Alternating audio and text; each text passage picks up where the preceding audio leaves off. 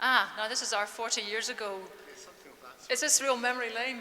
Yes, 39 years ago I graduated in this very hall. Right. So my question to the panel is a very simple one. All Scottish political parties oppose top-up fees. In the light of the probability of the removal of the cap on top-up fees in English universities in 2009, what measures would the panel take to ensure that Scottish universities maintain financial parity with their English counterparts? Can I venture to suggest that when you went to university 39 years ago, we sponsored you to go. We sponsored you to go to university. And nowadays what happens is students are being expected to pay for that pleasure. As a socialist, I take the view education and access to education is a right. It's a right, not a privilege. And what's happened nowadays, that when you went to university, perhaps the difficulty coming from working class background was getting in. Now the difficulty is staying there and watching your meter go up, thousands and thousands of pounds of debt coming your way. I don't believe students should be paying top-up fees or paying for the education. Universities, that should be paid by other people. In other words, it should come out of general taxes. We should increase the taxes of the general population and not ask students to pay for university fees. They should pay higher rates of tax when they leave. Right, thank you. Sarah. Yeah, the Labour Party's got two priorities. One is to make sure that we have strong universities that can compete with the rest of the world with high quality research, and also to make sure that we widen access to university. We've widened it so that over 50% of young people go into further or higher education. We need that for Scotland's long-term future if we're competing with countries like India and China, who are also developing the university sector. So at least half of those students now get bursaries. We want to do more on bursaries to give them more support. At the same time, we've also got to make sure that our universities get adequate funding for research. Part of that is to let them compete with other universities. It's also to work with business so that when there are good ideas that come out of universities, such as Edinburgh University on renewables, that can get funded. Now, we campaigned against top-up fees in the SNP, and we made sure that there was a good settlement in the higher education settlement for the last period. The issue is when if the fees, the top-up fees, the cap comes off, and what's going to happen there.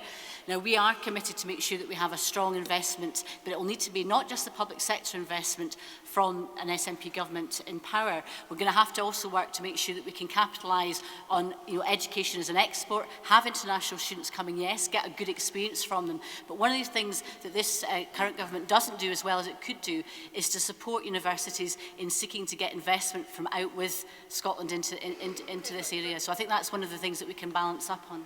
Scottish universities are going to fall behind if we don't try and plug that funding gap. I think it's probably unrealistic in the long term to expect that gap surely to be funded from general taxation.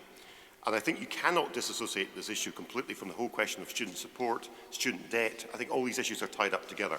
That's why what we're saying is it's time we effectively recommissioned Andrew Cubie or somebody like that to look at this whole question in an independent, non-political environment, and do that immediately after these elections. And look at all these issues in the round. Look at what other sources of funding that are available.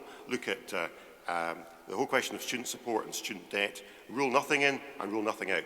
We didn't support top-up tuition fees either in Scotland or in England. It was a Labour government brought them in south of the border, and we didn't support them, and we opposed that. But we are where we are, and I think we've got to look at making some hard choices.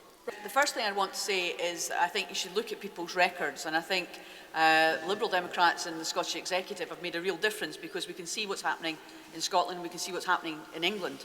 And the question really comes as a direct consequence of the actions of the UK government in bringing in top-up fees. So whereas in Scotland we don't have that as a problem, we are actually going to have this problem to deal with as a direct consequence of UK government policy, and we do have to take this very, very seriously.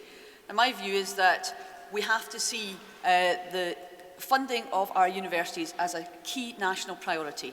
It is absolutely key, not only in terms of the economy of the country and the education of our citizens, but also in the wider context, sport we talked about earlier, culture, and so on.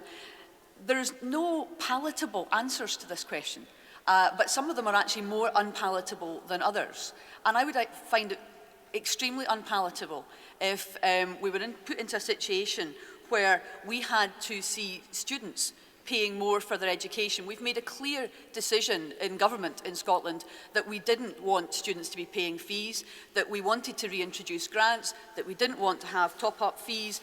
We're now going to go further and scrap the graduate endowment if we're back in government. And I think that if we don't fund this out of general taxation, the main place we're going to find funding for education is exactly the same as in England, which is top-up fees for students.